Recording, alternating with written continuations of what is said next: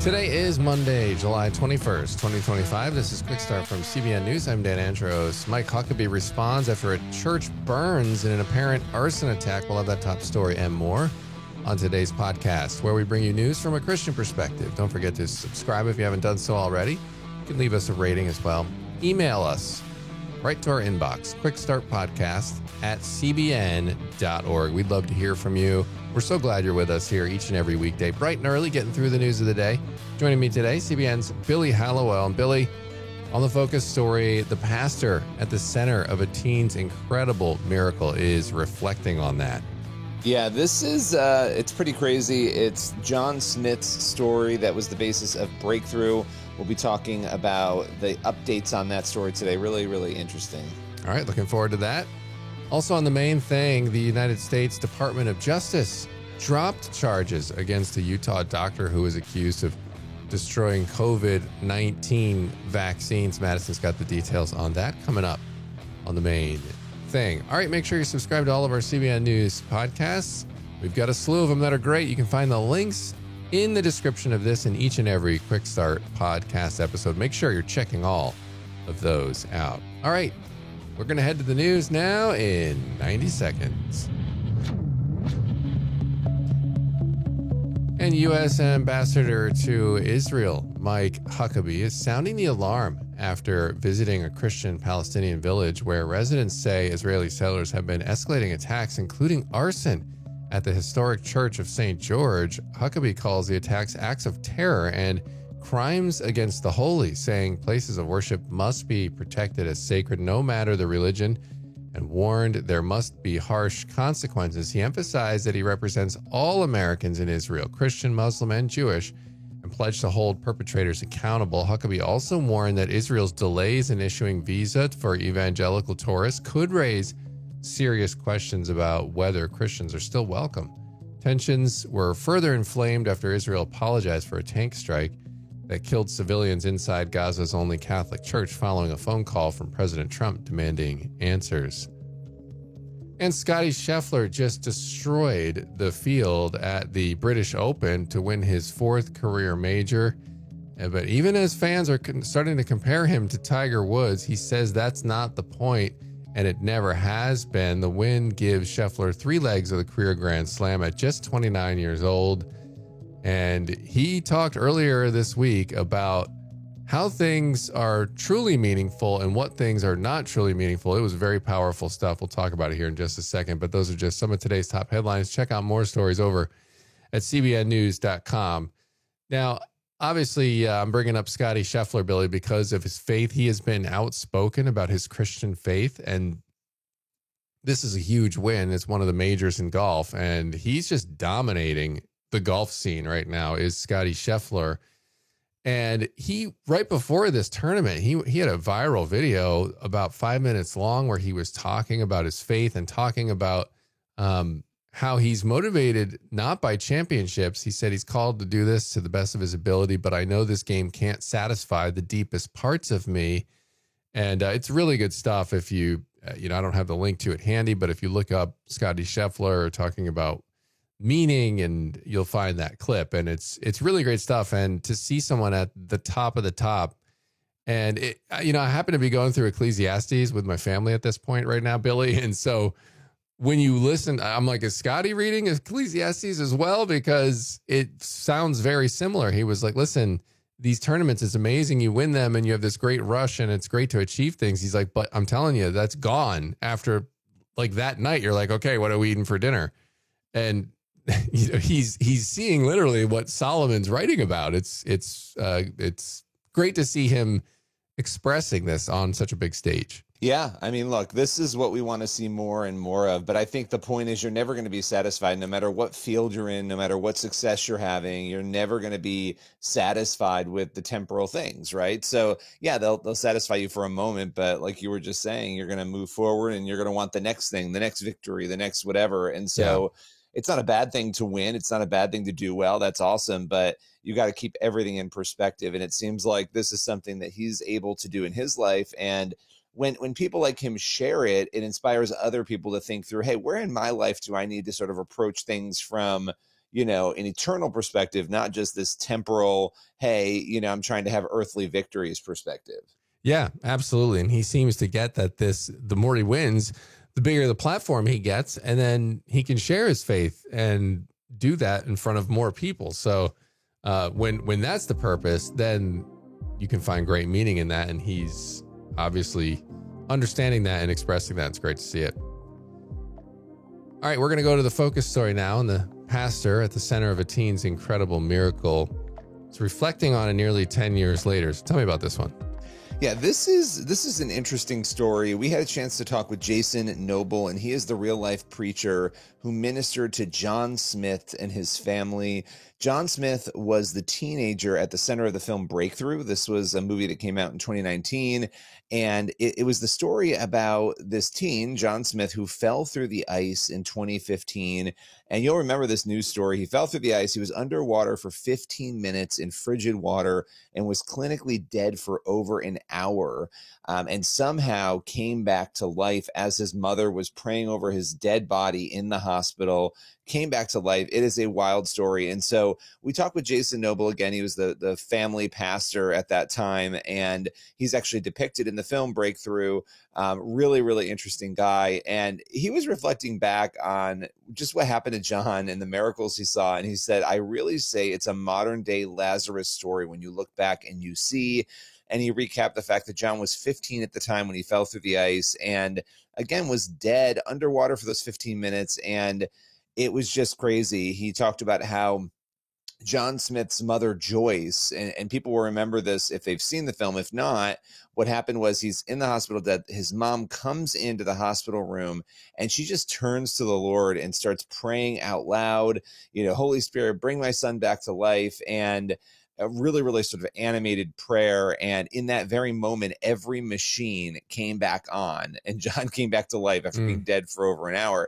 And it was so inspirational as a news story, obviously, when this happened, that it sparked a Hollywood film, again, Breakthrough, that told that story. And, really just there's so many other pieces to it that Jason shared. The fact that, he came back to life, but really the prognosis was not good, even at that point, and yet miracle after miracle happened. Yeah, incredible stuff. And how did Jason and the team respond when they got this dire prognosis? Yeah, so, okay, he comes back to life, essentially, right, which is total miracle, and everybody believes it was that prayer that his mom, essentially said over his body. But he coded 3 or 4 more times, Jason said. But Jason said God kept showing up. And that prognosis, to be even more specific, was that there was a 99% chance that he wouldn't live through the night after he came back, right? So basically, the doctor said he's not going to live. He's going to be, and if he does live, he's going to be in a vegetative state. But Jason said he and the family and friends and other pastors, they were not willing to give up. At that point, the reason that his prognosis was so terrible was that his lungs and his body were very badly harmed from being under the water. And what Jason said is, he said, we prayed, and they got a group of pastors together in the room and they prayed over John. They were refusing to let him go. They just kept praying. And he even said, and this is really interesting, Jason, the pastor, said that he looked over when he was in the room and he's like, I saw an angel in the room. He said, I saw floor to ceiling, an angel as we were praying over him. And he talked about the fact that he hasn't had a lot of these experiences of seeing angels, but that there was a previous experience before this where he saw that same angel in a very similar room where people were praying over somebody's body that they would heal. And so that was an interesting element to the story. But those prayers paid off, because not only did Smith wake up, he fully healed, fully recovered, got married. He's the father of 2 and is completely healthy now. Incredible stuff. What lessons did Jason learn from the miracles that he witnessed here? Yeah, I mean, there's a lot, really. He said one thing that he's learned is that we have to sort of position ourselves to work with God to see these miracles happen. Like, God doesn't need us, right? But it's our faith that helps sort of usher these things through. He's written a book, Breakthrough to Your Miracle, where he sort of talks about that we're sort of the conduit that God will work through sometimes. And he said, I think we play a really important part in seeing miracles happen.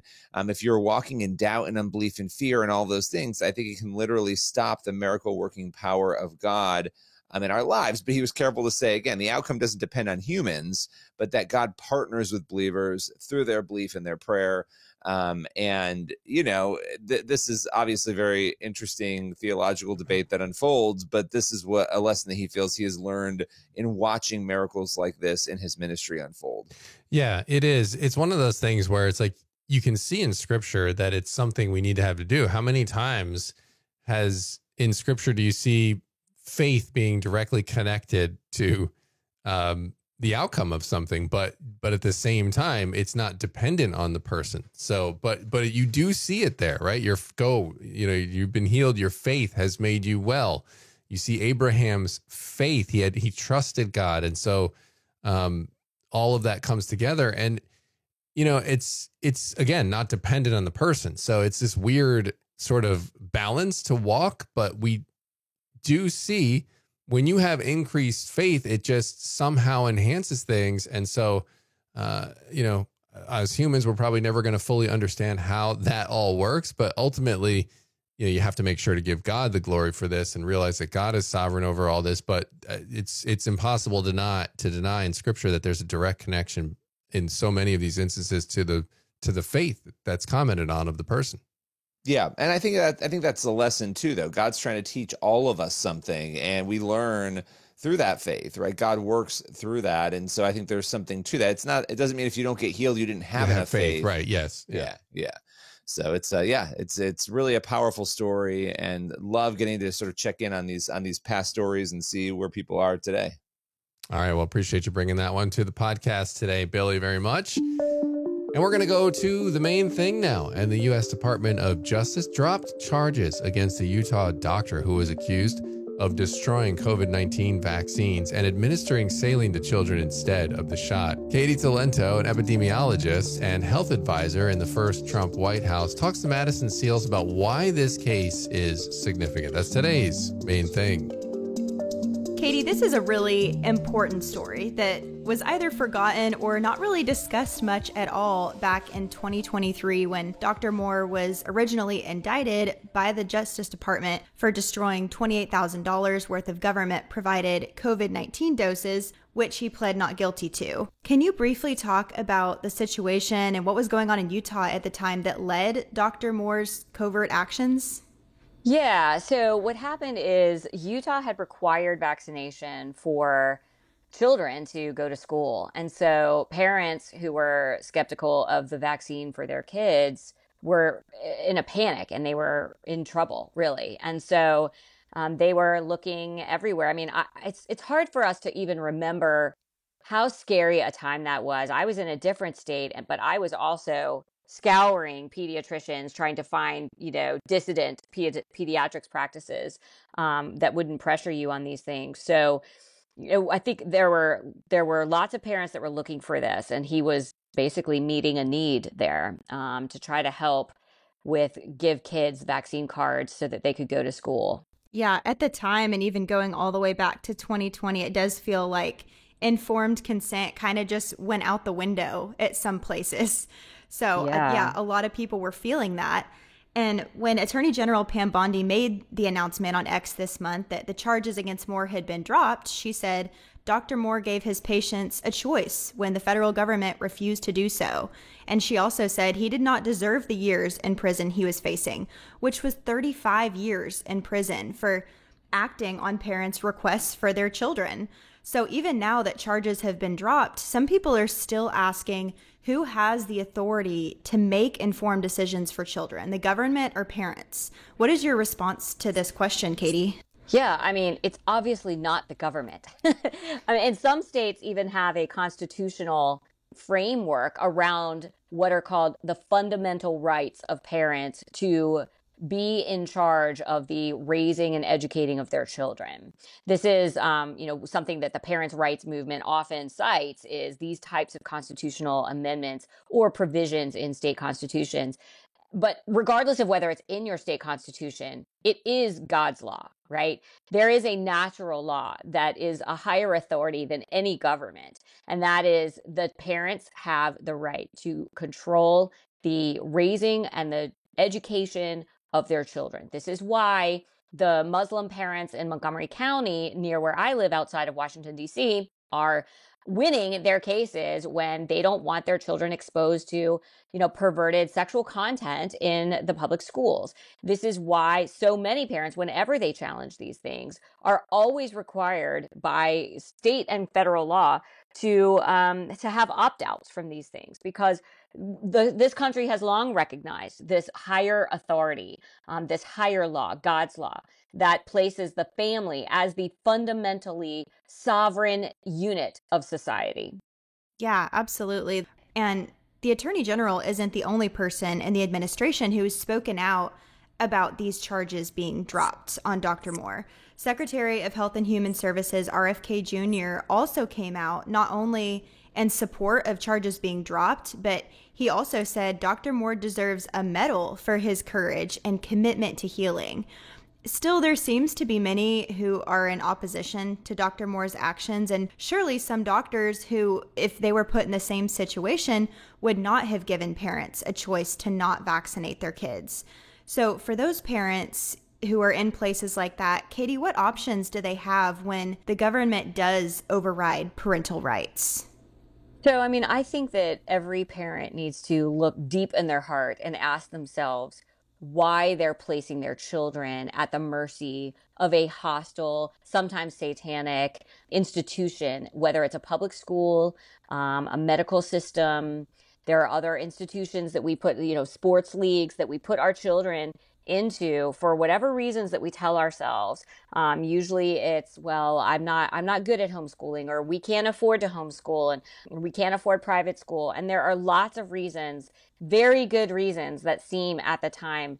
But I would say that there is no higher purpose that for why an adult is on this planet than to raise their children, and to raise their children well and safely. And if there are government-controlled institutions that are endangering your children, that really has to take priority. So I do think that, people who say, well, he was violating the law, like we as Christians are not supposed to violate laws or lie. He was accused of fraud by issuing these counterfeit vaccine cards and throwing out the COVID vaccine doses, and instead injecting saline solution into these children, so that even the children didn't know and sort of could maintain plausible deniability at the parent's request, always at the parent's request. So, he did, in fact, it looks like, commit fraud, and he did, in fact, sort of misuse these vaccine doses that had been purchased from the government. But I would argue, we don't hold Rosa Parks accountable for violating the unjust law that she violated. And, indeed, even St. Thomas Aquinas has come out and said that an unjust law is no law at all. In fact, it's a type of violence. And I think that that's no more true than when it comes to an unjust vaccine mandate, where we're supposed to inject our children with something that might harm them, or that was developed using research from aborted babies, or whatever it is that's violating a parent's conscience. And it could just be violating a parent's scientific conscience. They're just worried medically that this isn't the right medical decision for their child. You shouldn't have to have a religious exemption as a parent. There are people that can't claim a religious exemption because their objection is scientific. Mm-hmm. So I do think that we really have to, especially in a state like Utah, which is usually really good on religious liberty issues, I found it just absolutely abhorrent that parents were driven to this, and that he performed an absolute heroic service to those parents. And I would hope that there would be doctors everywhere that would put health and would put religious freedom and would put parents' rights above all things. And I really appreciate that he did this. I'm so grateful that he's not going to go to jail for 37 years or whatever he was being charged with. What an unjust Department of Justice, so-called justice, that the Biden administration brought these charges. Yeah, to your point, there are doctors and nurses across the country who lost their jobs because they did speak up in opposition to what was being done during COVID-19. And Dr. Moore risked not only his career, but his life by doing this covertly. It's encouraging to see the charges being dropped and to see this administration speaking up in defense of him, and hopefully other doctors who find themselves in the same situation. Is there anything else that you think is important for people to know or understand about this? sometimes we think we've got a good state government and our government would never do anything bad to us. But we have to remember that it's important to create an alternative healthcare economy because, our healthcare system is absolutely wrapped up in this white coat religious cult, which imposed all the COVID mandates on us. These are the people that were so unthinking and so insane and scientifically craven and corrupt that, even in a state like Utah, the healthcare system absolutely rejected people like Dr. Moore, and people like Dr. Moore had to jeopardize everything in their livelihood and their entire lives. And so this is the medical system is not a system that we can trust with our lives, with our children. And we need to really find other Christian institutions like, say, healthcare sharing ministries, doctors, direct primary care concierge doctors, holistic and natural doctors, alternative types of modalities. We need to step out of the schooling system whenever we can, and start schools, co-ops, private schools among like-minded people. We need to find our people and find our tribe who, honor the same laws, which are God's laws, and who are willing to take chances for each other and create communities where you don't have to be afraid and that create solutions to these government problems. I fear, as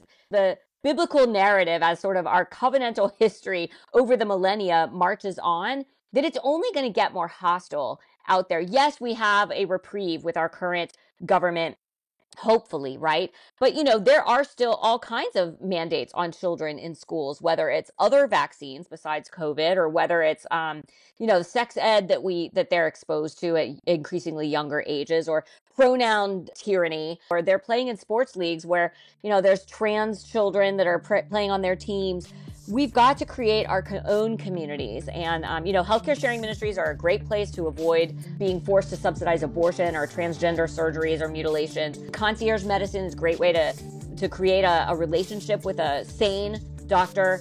That's really the solution, is taking sovereignty for yourself. The government is not coming to save you. We cannot trust that they will.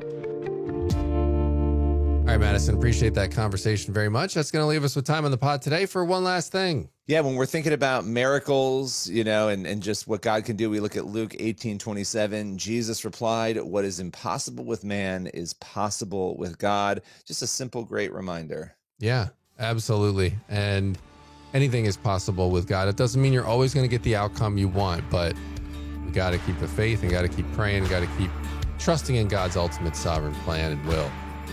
All right, that's going to do it for this edition of the Quick Start Podcast. As always, get on over to cbnnews.com, faithwire.com for more news from a Christian perspective. Lord willing, that creek don't rise up on us. We'll be back here tomorrow with more. God bless. We'll see you then.